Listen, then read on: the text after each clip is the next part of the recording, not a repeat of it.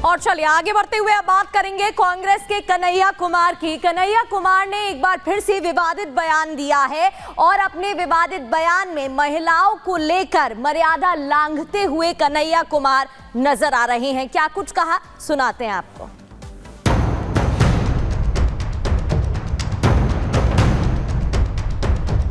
लोकतंत्र को बचाना भी इस देश का नागरिक होने के चलते हमारा धर्म है।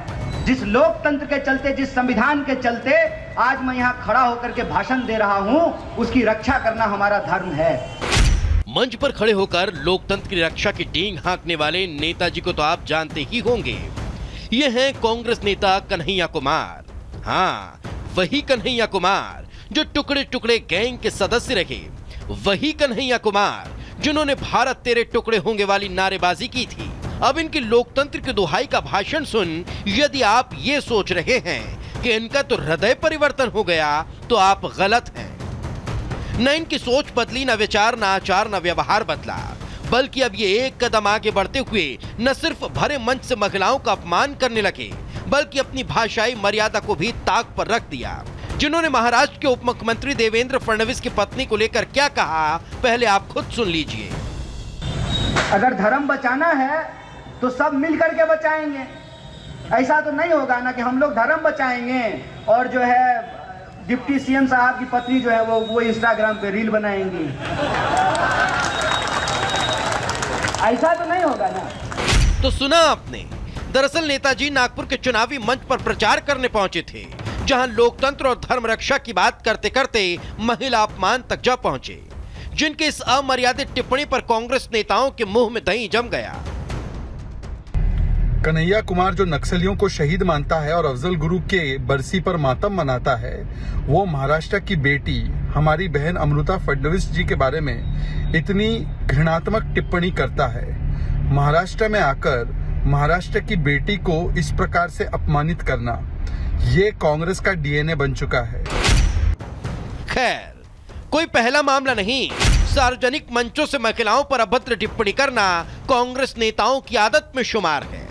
चाहे दिग्विजय सिंह के 100 टन माल वाला बयान हो, या चुनाव के दौरान कंगना पर की गई टिप्पणी, स्मृति ईरानी के लिए कहे गए संजय निरुपम के अपशब्द हों, या कांग्रेस सांसद का डेंटेड पेंटेड महिलाओं वाला बयान, हर बार बयानों पर बवाल हुआ। कांग्रेस आला कमान से सवाल हुआ, मगर न तो जवाब आया और न ही इस तरह की बयानबाजी करने वाले नेताओं पर कोई कार्रवाई हुई, जिसने पार्टी में पल रहे नेताओं की विक्षिप्त मानसिकता का परिचय दे दिया। Bureau report, Republic Bharat. और अब खबर यूपी के प्रयागराज से, जहां पर यूपी लोक सेवा आयोग के खिलाफ प्रयागराज में पीसीएस और आरओ एग्जाम के अभ्यर्थियों का प्रोटेस्ट आज चौथे दिन भी लगातार जारी है। आयोग ने दोनों परीक्षाओं को दिसंबर में 2-2 दिनों में शिफ्ट करवाने का फैसला किया है, लेकिन अभ्यर्थी आयोग के फैसले का विरोध कर रहे हैं और आज चौथे दिन भी अभ्यर्थियों का प्रोटेस्ट लगातार जारी है। रिपोर्ट दिखाते हैं आपको।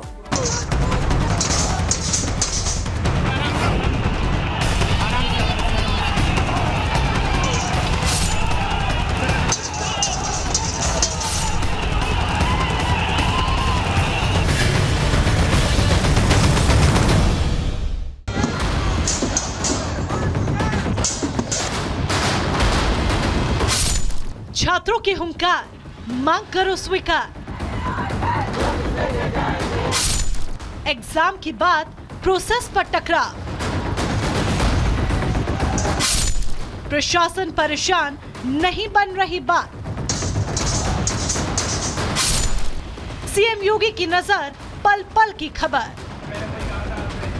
नारे लगाते, अपनी आवाज उठाते और विरोध प्रदर्शन करते ये नौजवान यूपी पीसीएस और आरओ एग्जाम के अभ्यर्थी हैं, जो प्रयागराज में यूपी लोक सेवा आयोग के खिलाफ प्रदर्शन कर रहे हैं, जिसका आज चौथा दिन है। दिसंबर में एग्जाम होना है और कॉम्पिटिटिव स्टूडेंट्स पढ़ाई करने के बजाय अपनी मांगों को लेकर दिन रात प्रोटेस्ट करने में लगे हैं, जिसके चलते प्रशासन के भी हाथ पांव फूले हैं। प्रयागराज में महाकुंभ की तैयारियां चल रही हैं। ऐसे में स्टूडेंट्स का प्रदर्शन ज्यादा उग्र ना हो, हालात ना बिगड़े, इसलिए प्रशासन इसे जल्द से जल्द खत्म कराने की कोशिश में लगा है। इसी के मद्देनजर डीएम प्रयागराज प्रदर्शनकारी स्टूडेंट से बात करने पहुंचे, लेकिन बात नहीं बनी। अभ्यर्थी अपनी मांगों से पीछे हटने को तैयार नहीं और डीएम ने जिन कंडीशंस को रखा उसे खारिज कर दिया। अभ्यर्थियों की सिर्फ 2 मांगे हैं। एक दिन में एक ही शिफ्ट में एग्जाम नॉर्मलाइजेशन की प्रक्रिया खत्म हो। पूरे मामले पर सीएम योगी भी नजर बनाए हुए हैं। सीएम अधिकारियों के साथ कई बैठकें भी कर चुके हैं। वहीं स्टूडेंट्स का कहना है कि जब तक आयोग लिखित में भरोसा नहीं देता उनका प्रदर्शन जारी रहेगा। हम ये कह रहे हैं, लगातार हमें 3 दिन यहाँ आए, 4 दिन हो गया, आधी रात का समय है, इतने क्रांतिकारी हुआ साथ में, सरकार हमारी बात क्यों नहीं सुन रही है?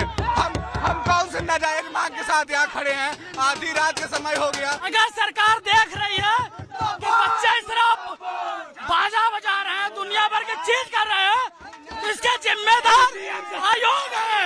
अध्यक्ष नोटिस देने के लिए नहीं डर रहा है और इसके बाद अंदर से बाहर आने के लिए हम छात्रों से बात करने डर रहा है। क्या हम आतंकवादी हैं, आंदोलनकारी हैं? हम छात्र हैं, प्रतियोगी छात्र हैं, उसको बाहर आके हम छात्रों से बात करनी चाहिए। इसी बीच स्टूडेंट्स का प्रोटेस्ट उग्र होता दिखाई दिया। एक सरकारी बैरियर और एक प्राइवेट कोचिंग सेंटर का बोर्ड तोड़ने का वीडियो वायरल हुआ, जिसके बाद पुलिस ने कार्रवाई करते हुए मामला दर्ज किया। सरकारी बैरियर और प्राइवेट कोचिंग का होर्डिंग तोड़ा गया। होर्डिंग को तोड़ने का वीडियो वायरल हुआ। पुलिस ने 2 नामजद और 10 अज्ञात के खिलाफ मामला दर्ज किया। सरकारी काम में बाधा डालने समेत कई धाराओं में मुकदमा हुआ। इलाके में बीएनएस की धारा 163 लागू है। ऐसे में अराजकता फैलाने का आरोप भी है। मामला भले ही स्टूडेंट्स और एग्जाम का है, लेकिन अब इसमें सियासी तड़का भी लगना शुरू हो गया है। यूपी लोक सेवा आयोग ने पीसीएस प्रीलिम्स 2024 और आरओ प्रीलिम्स परीक्षा 2023 को 2 दिनों में 2 शिफ्ट में कराने का फैसला लिया है, जिसका अभ्यर्थी विरोध कर रहे हैं। 11 नवंबर को अभ्यर्थी इसके खिलाफ सड़कों पर उतर आए, जिसके बाद से ही 1 डे 1 एग्जाम और नॉर्मलाइजेशन को खत्म करने की मांग को लेकर प्रोटेस्ट जारी है। आयोग का कहना है कि उसके पास इतने सेंटर नहीं जिसमें एक साथ 6 लाख अभ्यर्थियों का पेपर करवा सके। एग्जाम प्रोसेस को पूरी तरह से ट्रांसपेरेंट और स्टूडेंट्स के हितों को ध्यान में रखते हुए इसे तय किया गया है, जबकि स्टूडेंट्स का कहना है कि इससे पहले आयोग इससे भी ज्यादा स्टूडेंट्स के एग्जाम लेता रहा है। ऐसे में अब देखना यह होगा कि अभ्यर्थियों और आयोग के बीच टकराव का ये मामला कैसे सुलझता है। Bureau report, Republic Bharat.